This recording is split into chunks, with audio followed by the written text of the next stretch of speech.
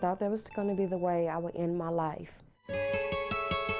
Pamela was in a bad place, addicted to drugs before she was arrested and sent to jail.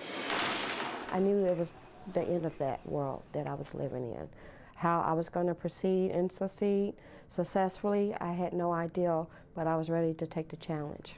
Pam knew she couldn't keep living her life that way. Luckily, there was another option, drug court. Thanks to the program brought to Kentucky in 1993, she was given an alternative to serving jail time for her crime. The drug court started when a group of court officials from Louisville went to Miami, where they ran the first drug court, and observed what they did down there. The idea was to try to pick up whether or not this would work in our community. And everybody that went was pretty well convinced that this would be a good idea. Drug court is a treatment-oriented program for nonviolent criminals whose crimes are influenced by their drug use. The program asks that clients simply be honest, show up on time, and try hard, okay? Those are the three main rules. This judicially supervised program requires a lot of its participants. I've did some very intense things that I never ever dreamed of doing that I had to do as drug court instructed me to do. It gives us an opportunity to reshape their future, literally take them out of that whole environment and bring them back and allow them to get better. It runs a minimum of 1 year and includes 3 phases. When you come into phase 1, it's a 30-day phase, minimally. You attend 5 treatment groups a week, you attend 5 12-step meetings, you're randomly and observed with a urine drug screen. You go to court once a week and meet with your judge, and the court liaison person is there, and the probation officers are there, and they discuss the progress on your treatment goals and your level of participation, how you're doing. When you meet those requirements, then you can phase up to phase 2. And that's a 7-month minimal phase, and that is where the bulk of actual treatment takes place.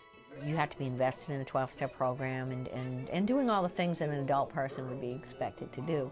As we put that structure on them, then hopefully we can help them turn their lives around and break their addiction and help them in their recovery. You can phase up to phase 3, which is a minimum of 4 months, and that's a maintenance phase. There's much less of the structure and much less of the daily supervision, and then what we're seeing is, can you maintain this new lifestyle that you've developed in the prior 8 months? Treatment plans for clients include individual and group therapy and chemical dependency education. It sounds simple enough, but for these participants, it's a totally different way of life. How do you know what a healthy relationship is if you've never been in one? From work and education to family and relationships, every part of their lives is monitored and open for discussion. Something happened, and so we talk a little bit about that in life skills too, to find out why did your extracurricular activities change from football, basketball, whatever you might have wanted to do, to getting locked up. When did those problems start to occur? What was going on for real in your life? If you dating him, would he be okay for your daughter to date him? No, ma'am. If my daughter brought him home, he wouldn't be good enough. So then the question back around is, why is he good enough to date you? Tell me a little bit about yourself. How'd you get here? Judges keep up with the client's progress through regular court appointments. When was the last time you used? So, honesty now, so. 2 weeks ago. What'd you use? The drug court allows clients every reasonable chance to succeed, but judges can also impose sanctions if a client fails to follow the program's conditions. It's almost like being a parent sometimes, because you know, when they do good, you got to tell them they're doing good, and when they do something that's it's a violation of the rules, then they have to be punished appropriately. A lot of these people have failed at a lot of things they've ever done, and the philosophy is not allowing them to fail again.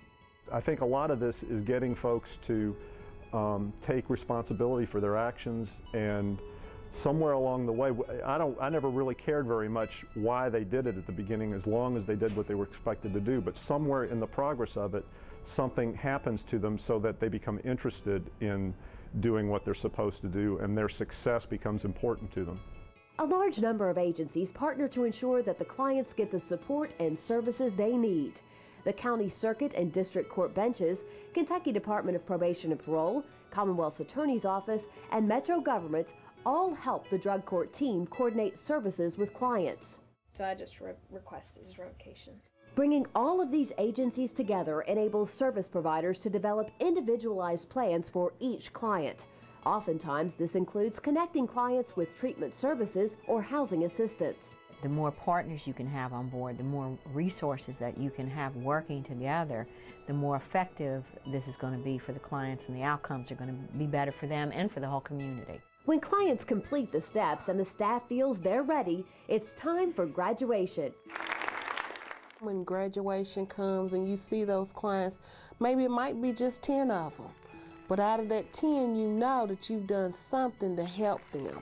And I really appreciate that. You actually get to help them so that, you know, instead of spending their lives running through the court system, they're out spending their lives with their families and working. During the ceremony, there's time for clients to reflect and share with staff and family about just how much the program has changed their lives.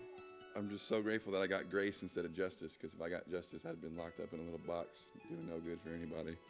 May 13 came along. It was my graduation day. Pam was the keynote speaker at her graduation in 2003. Her life is changed forever because of her drug court experience. It was the luckiest day of my life. And it was a wonderful experience working with these counselors. They changed my life. Or should I say they did, or did I?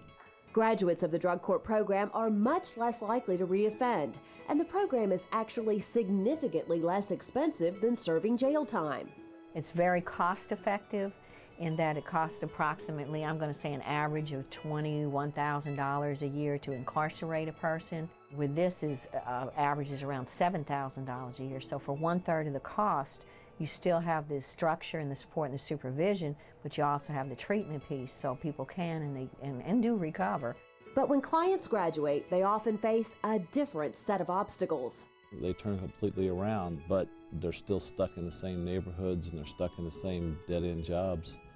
And it's of their own making, because they're the ones that committed the crimes that they're here for, but they have changed. And just trying to convince people that they've changed and try to give them another chance. Clients still have felony charges on their record and can find it hard to get good-paying jobs. Quality employment, and that's how they're going to stay out of the system. Pam was employed until last fall when her job was cut back. Being unemployed has taken a toll on her self-esteem. I was feeling pretty low walking in here this morning. Employers are often reluctant to grant second chance employment. When it comes to filling out a job application, there's one question that makes Pam nervous. Who will take felonies, who will not take felonies? I'm tired of going through the heart rushing. Oh God, I'm down to this question. When they ask me that, what am I going to say? She was dealing with a lot of self-doubt and reservations. That's when drug courts community partners like the Urban League can help clients with additional support. Employers are reluctant to take a chance. There's a lot of Pams and there's a lot of Johns and Georges who've had the misfortune of experiencing addiction, and as a result of addiction becoming involved with the judicial system, and they're making legitimate efforts to change those behaviors and move beyond that circumstance, and there's just not enough opportunities for that to happen. I don't want you to miss that opportunity because of your self-doubt and uncertainty. With some help from James at the Urban League, Pam is looking forward to her future with a new job and renewed self-confidence. I feel good today, and I will continually do all I can do, what's expected of me, and everything I can do to be the best I can be. Louisville's Urban League is interested in finding employers willing to do a second chance hiring for people like Pam. If you are interested, please call 585-4622. Metro TV, a public service of Louisville Metro Government.